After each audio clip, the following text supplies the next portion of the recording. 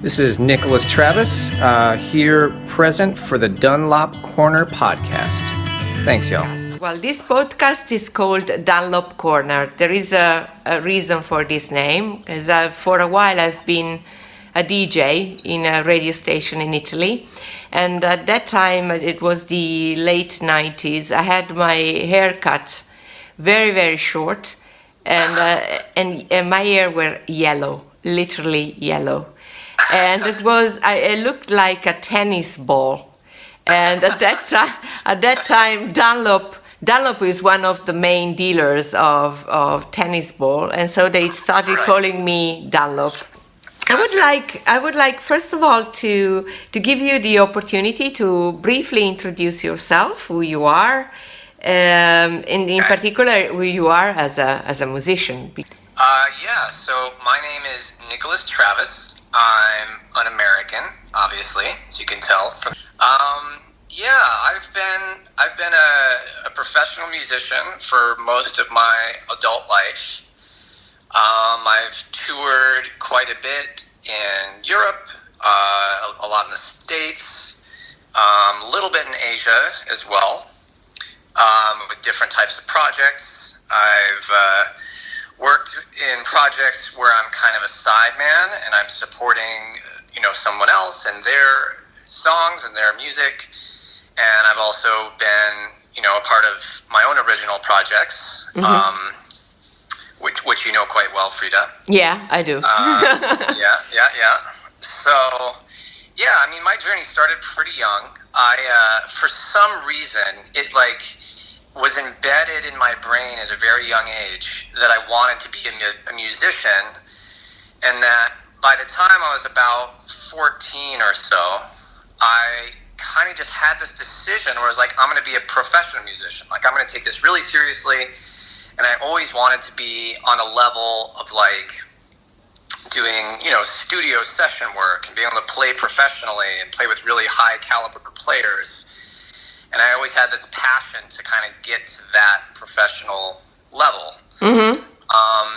And luckily for me, my family was very supportive of this dream. And when I decided to, major in music in college, they were very supportive. And I went through a music program and did all that. And then when I got out of school, I got a job as a music director in South Korea, and I was writing and producing music for children's musicals.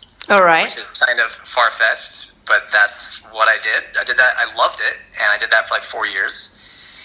And then after that, I felt it was time to really take that step and really push myself up into this echelon of being a really working professional musician that I always wanted to do. So decided to move to New York City after that. And things started coming together pretty quickly. I was able to kind of get into this music community there. And New York City is a city has, very few places in the world are quite like it. It really is just a mecca, just a magnet for musicians. Going back to the musician part, you play guitar, all right? As a main instrument. And why did you pick up guitar? And in particular, which type of guitar you prefer to play, acoustic or electric? Well, my first instrument was trumpet. Okay. And I played trumpet for many years, all the way through my freshman year of college. But I started guitar probably exclusively because of the band Nirvana. All right. I was swept up in that kind of grunge Seattle scene because that was high school for me, and I had to play guitar. My father also played guitar, so he had some guitars kind of laying around. So I always had something to pick up and try and practice on, and it just has. Guitar is just. It's a reason. There's a reason why it's an iconic instrument. It just has such a great sound, and it has such a great, just image and history, and super fun to play. And so when I first started playing, it was actually I started on acoustic because I did start taking classical guitar. Then I quickly moved to electric, which became like my main thing. And I played mainly electric guitar professionally up until kind of like midway through my time in New York when I started doing more acoustic kind of music. And the acoustic guitar kind of lent itself to the types of venues that I was playing at. Like the kind of venues I'd play would be sometimes a little bit smaller, or sometimes it'd be like a wine bar that had live music, or it'd be some kind of restaurant that had live music. And they'd want something that'd be fun, but they didn't want it to be too loud. And so an acoustic guitar, really fit the bill. Yeah. And I play both a lot, but I have kind of migrated more towards acoustic these days. Does it mean that you like it more, or just because of convenience? I can't say I like it more because I do love playing electric guitar and having the pedals and the amp and being able to really like let the guitar sing. Like that is so fun. But there is definitely a certain appeal to a really nice acoustic instrument because it is kind of like a living thing in a different way. Okay. That it changes its sound. It like really can adapt to the player. I like both equally. All right. Can you maybe name some musicians that have been a source of inspiration for your work? Because you also write songs. Yeah, sure. Yeah, so as far as songwriting goes, I must admit that I was a Beatles fan at a young age, and I listened to a lot of the Beatles music. I was introduced to it from my mother. She was one of those like Beatle maniacs that'd be screaming in the stands and screaming at the TV. That was my mom. Okay. And so I learned like some of my first songs I started learning how to play were all Beatles songs. And that had just a huge, profound impact on me to this day, to my songwriting style.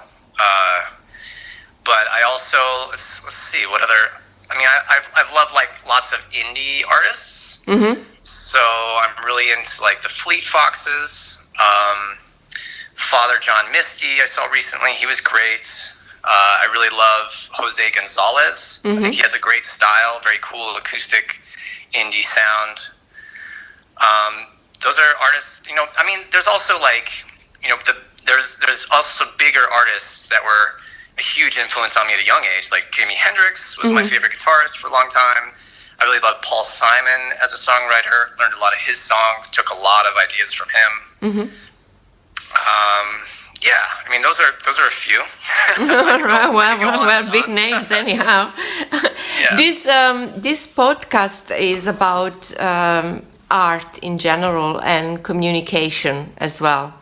And just when I was preparing the interview, I thought about communication and how art can communicate. And do you think that music is still a powerful means of communication to deliver messages like it was, for example, in the 60s and the 70s, or the society has meanwhile changed so much that we just listen to music and we don't pay too much attention to the wording, for example, or whether the music really has to play a role in delivering important messages or changing people's minds?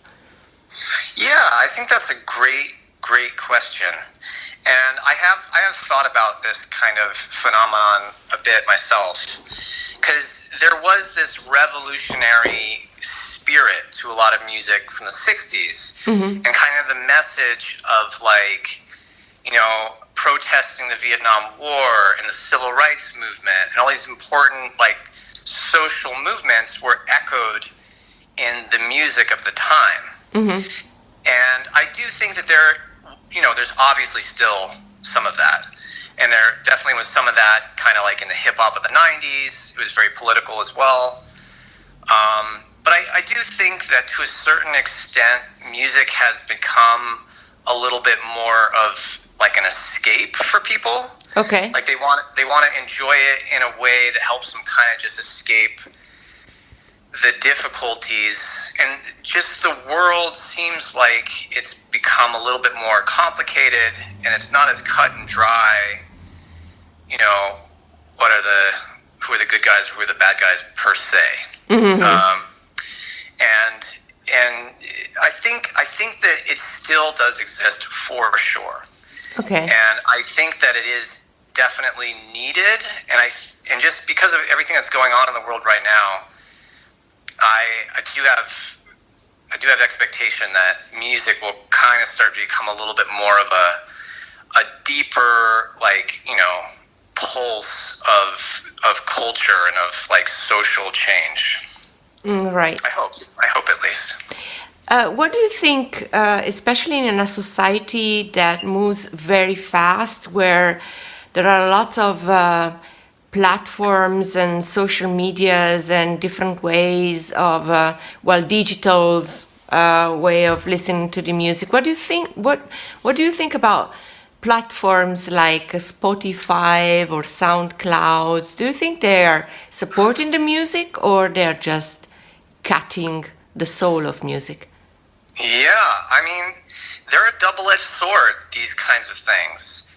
And, you know, like they all come out of this kind of mindset that started with the file sharing in like the 90s. Mm-hmm. Like when Napster became kind of a big thing, and people realized that they could download all their favorite music for free. Because really before Napster and like this online file sharing, you had to walk into a record store and pay, you know, 18 euros for an album. Like that was just what you had to do. And I remember doing this all the time when I was a kid. Like I had to hear a song, and the only way was like wait for it to come on the radio and hit record, mm-hmm. or go to the record store and actually pay money. And so like this whole file sharing thing. And, you know, like Spotify is now like, you know, and SoundCloud and all these things, like it's like legal in a sense, legal file sharing, but it kind of comes from the same place where just the monetary value of music plummeted, and people just stopped really thinking of music as something that was worth like actually paying for. It became this kind of thing that everyone almost just, especially today, people just expect it to be free. Like no one pays for music anymore. It's just like maybe some people pay for like subscription services. Maybe some people pay for downloads. Mm-hmm.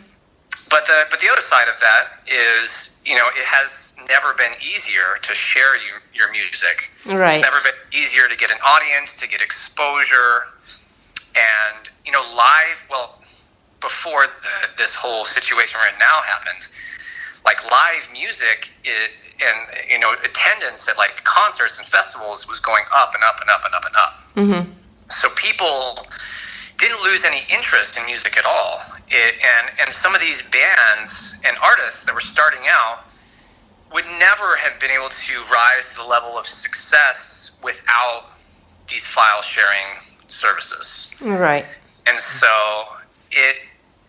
it's become an industry where it's more about, for me, where it's more about like the recorded music is like a business card almost. It's not a product in and of itself. I mean, it can be, you know, and some people do still value it in that way. But it's almost like something to present yourself so that you can move into like, you know, more of a performing thing, or like music for, you know, publishing or movies or stuff like that. Mm-hmm. So it's a double-edged sword. I do think that these companies that are making a lot of money, such as iTunes and Spotify, I do think they should be paying their artists a lot more. Yeah, it is kind of like some kind of legalized theft in a way. Mm-hmm. It really is. Yeah. Before we close this short podcast, would you like to share, if any, project that you're working on, or do you have any plans for the future when it comes to music? Sure. Yeah. So me and the band that you're most familiar with, Tucker, Travis, and Miller. Yeah. we are kind of in a songwriting powwow these days, and we're trading ideas, and we're trading songs with each other and trying to come up with some new material. And we have discussed the potential of doing kind of like a remote recording session where we each kind of record our own parts and we try to stitch together into hopefully something worthy of being an actual album. So we're kind of talking about that. It's difficult these days. We're so used to kind of being in the same room with each other when we're like bouncing ideas around, and so it's a new format to kind of be. And I think a lot of artists are in this position where they're trying to figure out how to be creative in isolation, because most of, at least for me, my joy of being creative is like the collaborative process and like being able to work together with other people.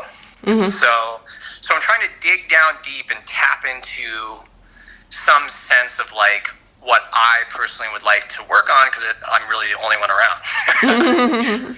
And so I am working on some songs. I hope to build some stuff that I can record in the near future. Yeah. And also hope to do some stuff with Tucker, Travis, and Miller. Yeah. So it would be nice to listen to that when it's ready. So I finished this interview here. First of all, thanking you for the time you have taken to be part of this podcast. Having me on the podcast really is an honor. I appreciate it. It was my pleasure, Nick.